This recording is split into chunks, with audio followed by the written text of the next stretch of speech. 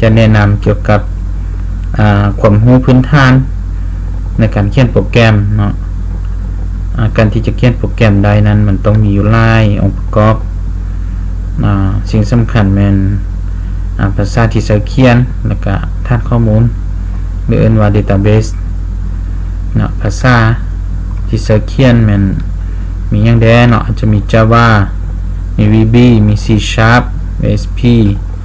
แล้วก็ PHP แล้วก็อื่นๆมีอีกหลายภาษาเนาะแต่ว่าตัวนี้เราจะปรากฏเห็นอยู่ทุกๆมือเนาะdatabase จะมีอย่างใดปกติเราจะใช้ MySQL แล้วก็ SQL Server Oracle เนาะเรามื้อนี้เขาจะเน้นหนักเกี่ยวกับภาษาที่ใช้เขียนจะใช้ C# เนาะแล้วก็ database จะใช้ SQL Server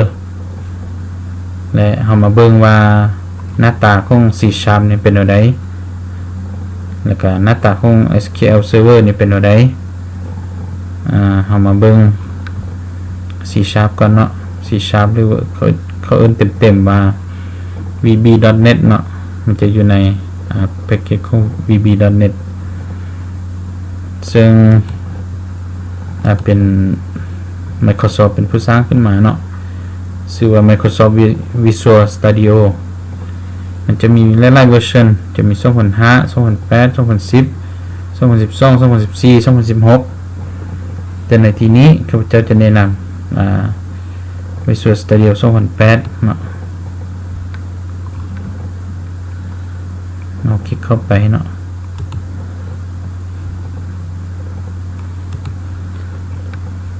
แล้วทำอิดเข้ามาบ่ทันมีหยังเทื่อมันจะบ่มีหยังเราต้องไปสร้างโปรเจกต์ก่อนนี่ตัวอย่างว่าเราไปสร้างเป็นโปรเจกต์เป็น test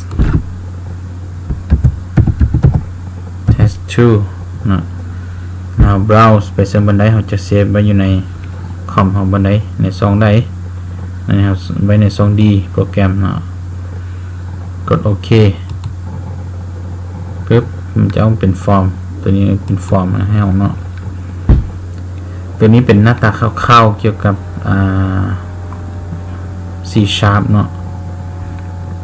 โดยแท็บถึงนี่จะเรียกว่าเป็นเมนูบาร์เนาะแถวนี้นะเป็นเมนูบาร์แล้วก็แถวนี้จะเป็นทูลบาร์เนาะทางซ้ายนี้เขาจะทูลบ็อกซ์มันจะมีหลายๆอย่างให้เราเลือกเนาะอาจจะเป็นเช็คบ็อกซ์บัตตันบอกมีคอมโบบ็อกซ์บอกมีlabel text แล้วก็หลายๆอันเราสามารถเลือกได้เลยเนาะแล้วทางขั้วมือนี้จะเป็น solution นี้จะมีproject แล้วก็เราสังเกตเบื้องตัวนี้มันจะมี C# เนาะอันนี้มันเราใช้ภาษา C# เขียนเนาะแล้วทางรูปนี้จะเป็นเราสามารถดึงเป็น property เป็นเมียเข้ามาเบิ่งได้เนาะ property สมมุติ form ตัวนี้มี property เดียวใดได้เนี่ยได้เด้อันนี้เป็นชื่อของ form ตัวนี้เราสามารถกำหนดมี scroll bar มีเมียเราจะใส่เป็น caption เป็นอะไรเนาะเป็น form form 2ก็ได้เนาะตัวนี้นะซึ่งมีค่าต่างๆให้เราเลือกได้เราจะมันเลือกออกตัวหนึ่งยกตัวอย่างว่า label เนาะลากเข้ามาเลยเข้ามาใส่ในนี้มาเป็น property มันตัวนี้เป็นชื่อของ label เนาะ label 1อันนี้เป็น caption สมมติเราอยากใส่เป็น test โอเคอยู่ในฟอร์มตัวนี้จะให้เป็น test เนาะแล้วเวลาเรารันมันจะเป็นหน้าตาแบบไหนเนาะเวลาเรารันเราเข้า debug นี้ debug ปึ๊บตัวนี้จะเป็นหน้าตา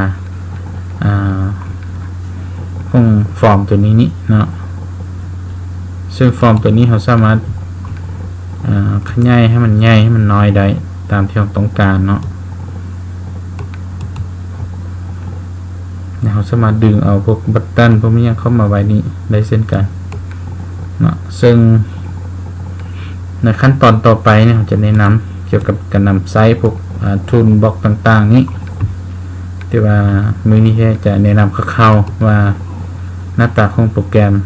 C# นี่เป็นอะไรเนาะให้ทุกคนได้เห็นเนาะ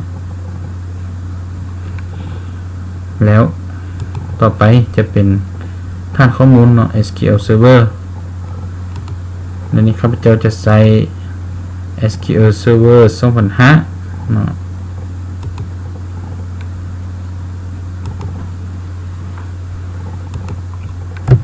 ตัวนี้จะมี user login กับ password ตัวนี้เขาจะสร้างแล้วเนาะคอนเนคเรียบร้อยแล้วตัวนี้จะ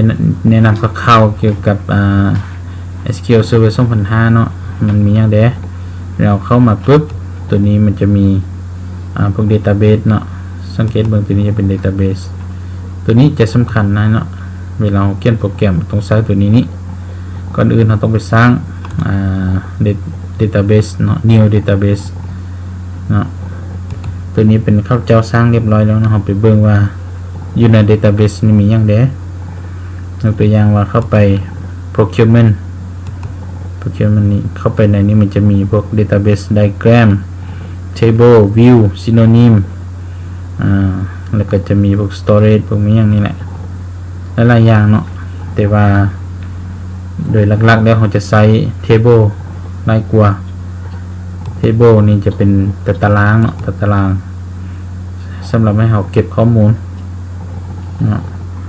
ยกตัวอย่างว่าล็อกเรามีตารางตัว login table นี้เปิดมันเป็นอะไรเนาะมันจะมีโค้ดมี name มี password มี role ให้เราเลือกเนาะ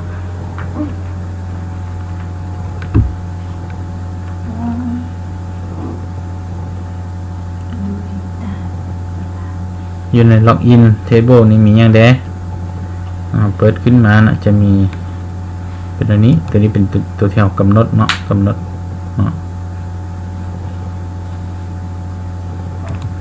เราสามารถไปสร้างมาได้โดยที่คลิกขวาซ้ายนี้เนาะเข้าไป new table เราต้องมีฐานข้อมูลก่อนเนาะแล้วบัดนั้นเราจึงใช้โปรแกรมนี้เพื่อมาอัปเดตข้อมูลหรือว่ามันดึงข้อมูลไปเบิ่ง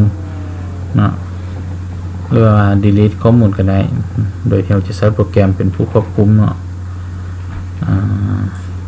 อันนี้เป็นหน้าตาคร่าวๆเกี่ยวกับSQL Server มันเป็นอะไรเนาะในขั้นตอนต่อไปเราจะแนะนำการนำไซต์ SQL Server นี้จะมีอยู่หลายๆอันที่เราจะต้องได้ศึกษาเนาะอยู่ในมือนี้แท้จะซ่อนเท่านี้ก่อนเนาะในนำคร่าวๆเท่านี้ก่อน